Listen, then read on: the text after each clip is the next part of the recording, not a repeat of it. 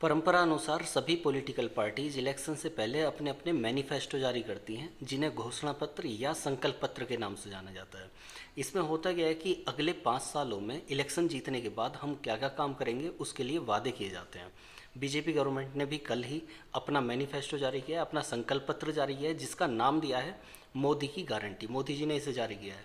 मेरा बस एक ही निवेदन है कि आप लोग इस मोदी की गारंटी को संभाल के रखिएगा, इसको सेव करके रखिएगा। कहीं ऐसा ना हो कि 2019-20 की तरह इस बार भी गारंटी फेल हो जाए और यहाँ पर लद्दाख की तरह हालात हमें फिर कहीं ना कहीं और देखने को मिले। तो इसे ध्यान से संभाल के रखिएगा। यदि लद्दाख के बारे में आपको नहीं पता है तो बता देता हूँ, पिछले 1-1.5 महीने से वहाँ पर अनशन चल रहा है। शांतिपूर्ण ढंग से वो अनशन कर रहे हैं। सोनम वांगचुक जी 21 दिन का अनशन कर चुके हैं। उसके बाद 10 दिन का अनशन महिलाओं ने किया है। एक मार्च पास्ट निकालने जा रहे थे, पश्मीना मार्च, जिसको रोक दिया गया, धारा 144 लगा दी गई।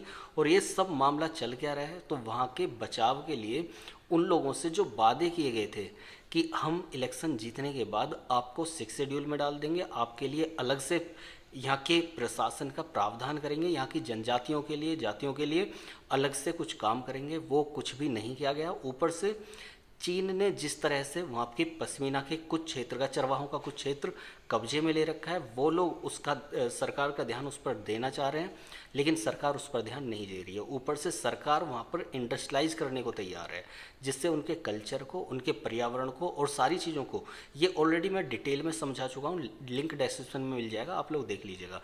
सब कुछ कितना बड़ा नुकसान होने वाला है उनके कल्चर को, उनके पर्यावरण को, उनकी संस्कृति को, और जो शांति का माहौल है, जो पर्यटन है, वो सब खत्म हो जाएगा यदि ऐसा हुआ तो। सरकार अपने वादे के खिलाफ गई है, सरकार ने अपना वादा नहीं पूरा किया। 1.5 महीने से ये अनशन चल रहा है, लेकिन फिर भी सरकार का ध्यान इस तरफ नहीं जाता है। तो और जबकि ये लोग किस चीज़ की डिमांड कर रहे हैं कि आपने जो वादे किए थे, आपने अपने पिछले संकल्प पत्र में जो बातें बोली थी, केवल वही पूरा कर दीजिए। तो जब उस संकल्प पत्र की कोई भी बात पूरी नहीं की गई है लद्दाख को लेकर, ना ही 6 शेड्यूल में डाला गया, ना ही अलग से कोई प्रावधान किया गया, और भी बहुत सारी चीज़ें हैं, मैं डिटेल में समझा चुका हूँ, या फिर आप लोगों को पता होगा। तो देखिए, जब वहाँ पर वो वादे नहीं पूरे किए गए संकल्प पत्र में बोलकर, तो अब क्या गारंटी है कि मोदी की गारंटी इस बार भी सफल होगी या असफल होगी। तो आप लोगों का क्या विचार है, आप लोग अपने विचार दीजिए। मेरा बस ये कहना है कि जो सरकार, जो गवर्नमेंट, जो पार्टी वादे कर रही है और साफ साफ बोल रही है कि आप हमारे साथ ये करिए, हम आपके लिए ये करेंगे, वो उनके खिलाफ चली, मतलब उनको, उन पर ध्यान ही नहीं देती है। और कारण क्या है, केवल वोट बैंक। वहाँ से वोट बैंक नहीं है उनको, वो, इनको सबको, जितनी भी पार्टीज़ हैं सबको वोट बैंक की ज़रूरत है, सब केवल वोट के लिए काम करती हैं।